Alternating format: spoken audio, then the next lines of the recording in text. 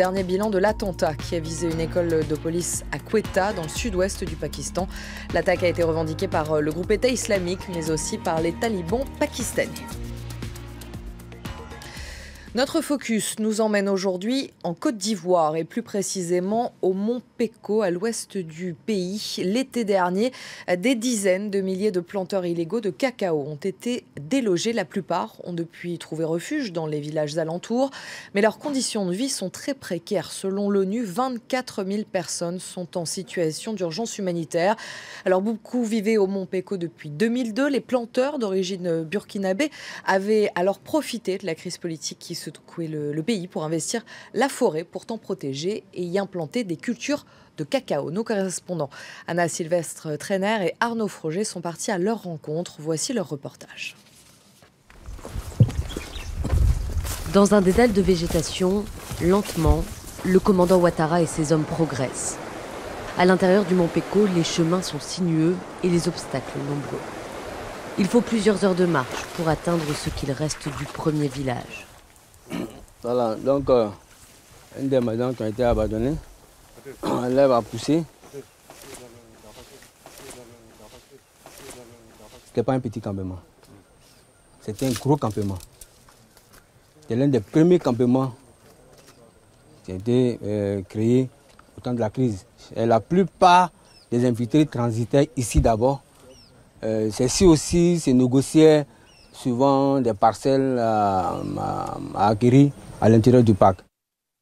Attirés par la terre fertile, quelques 50 000 planteurs burkinabés se sont installés illégalement dans ces campements du Mont Peko. En 14 ans, la forêt primaire a été décimée et remplacée par des cacaoyers. Ouais, ces cabosses qui sont pourris, ça voudrait dire qu'après un bon moment, la personne n'est pas arrivée là. Donc sûrement, ça voudrait dire que c'est des plantations qui sont en voie d'être abandonnées. Plus de 10 000 tonnes de fèves poussaient ici chaque année. Les centaines de milliers d'euros du cacao profitaient aux planteurs, mais aussi, selon des enquêtes des associations des droits de l'homme, à des autorités locales complices de ce commerce illicite. Depuis l'évacuation du Mont Peko fin juillet, c'est toute une région qui est déstabilisée et de nombreux agriculteurs exaspérés.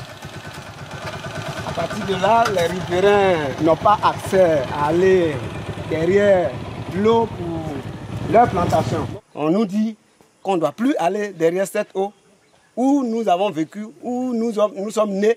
Et dès que tu t'hasardes à arriver là, on te bastonne, on te dit de ne pas aller. Même si c'est jamais que tu as de la nourriture, on t'arrache. Si tu as du cacao, on t'arrache. Les villages qui entourent le Mont Peko ont dû accueillir les habitants de la forêt protégée. En quelques mois, leur population a doublé, les maisons semblent débordées. Chez Amidou, ils dorment à 14 dans une seule pièce. Ça, c'est nos grands frères. C'est mon grand frère qui est là. Celui-là, c'est mon papa. Celle-ci, c'est ma femme. Nous souffrons ici. On n'a rien à manger. Nous vivons mal. On est assis comme ça, on n'a pas de travail.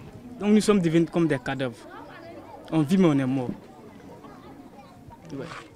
Depuis l'évacuation, c'est surtout le manque de nourriture qui pèse sur les déplacés. Les réserves sont sur le point de s'épuiser. Les épiceries font pâle figure. Quand j'étais à Mont Peko, il y avait une grande boutique. Mais quand ils sont venus, ils ont brûlé toutes mes choses. Et tout ce que j'ai fait sortir là, c'est ça qui est là. Alors malgré l'interdiction, certains hommes reconnaissent que chaque nuit, il y en a pour tenter d'accéder à la forêt classée. Sincèrement, on est prêt à risquer la vie pour aller chercher à manger. Bon, moi je suis parti une fois aller chercher de la banane. Mais en sortant, c'était très difficile. Je suis rentré matin, à 4 h du matin. Je suis sorti le lendemain à 3 h du matin.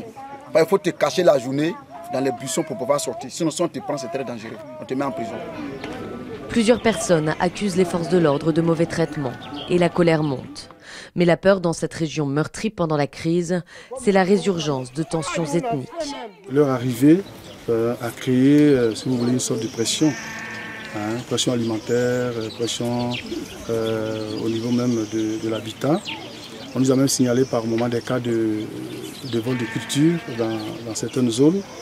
Voilà.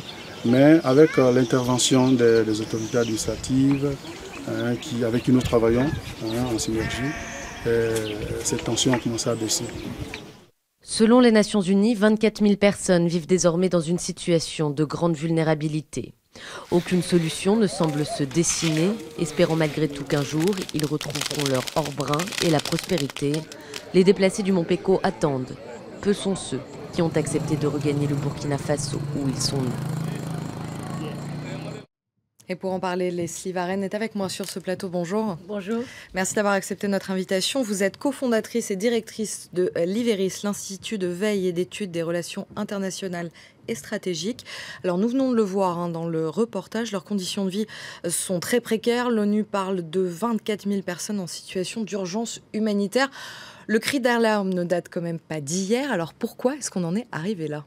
Cette situation est à peu près incompréhensible parce que on sait depuis les premiers déguerpissements ont commencé en 2013, mais le Mont Peko devait être évacué depuis très longtemps et tout le monde s'en est occupé. Il y a eu beaucoup de déguerpissements en Côte d'Ivoire, vraiment de nombreux à Abidjan, à Bobo, à Djamé, etc.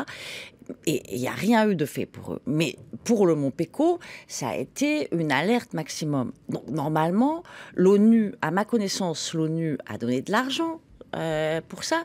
Donc à ma connaissance, normalement, depuis 3 ans, on aurait dû préparer ce qui arrive. Je ne comprends pas qu'on en soit là aujourd'hui. Ça me paraît incroyable.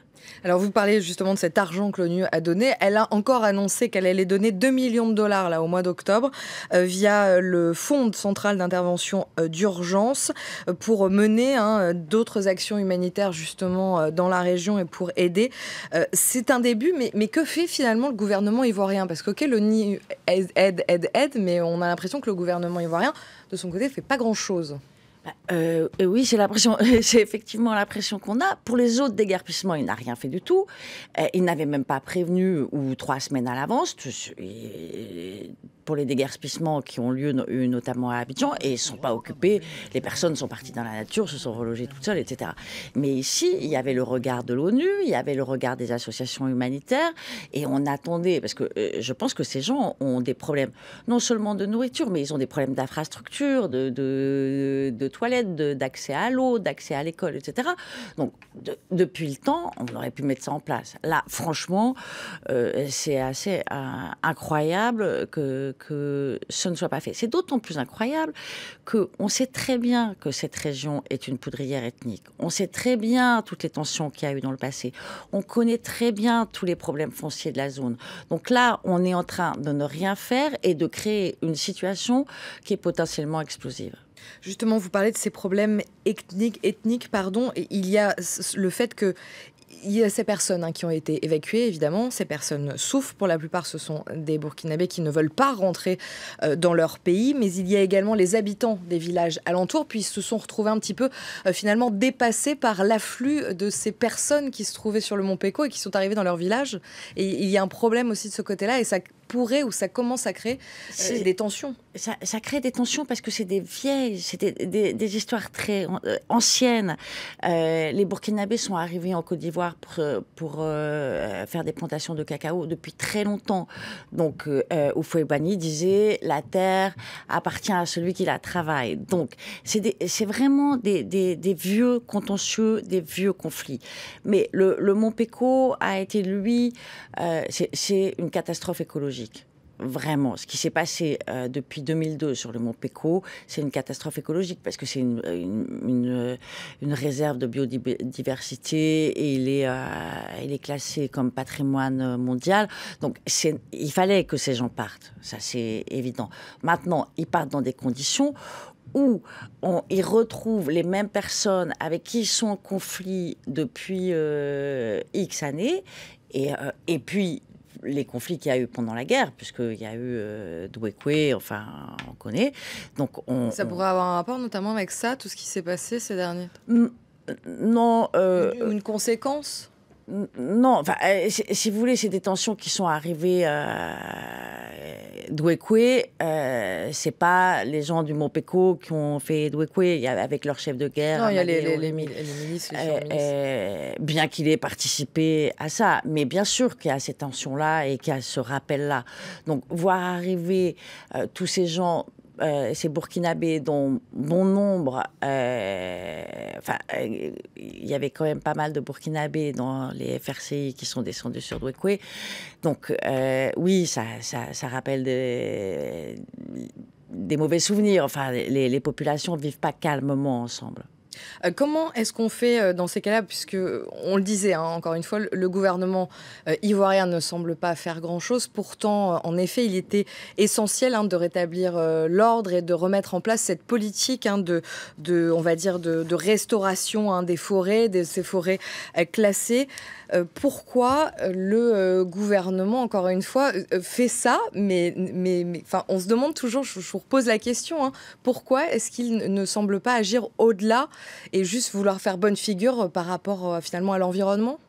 Non, en fait, l'évacuation du Mont Peko, c'est pour répondre à des engagements internationaux sur l'environnement, la biodiversité. Donc, ça a traîné très longtemps, puisque ça devait être fait...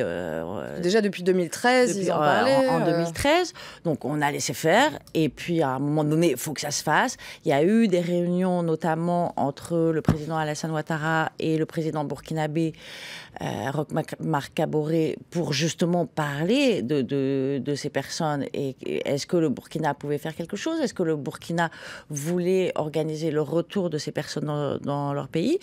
Le Burkina semble pas prêt à les accepter. Et puis on laisse aller la situation et on se retrouve dans cette situation qui est potentiellement explosive. Merci beaucoup Leslie Varenne d'avoir été avec nous et d'avoir répondu à nos questions.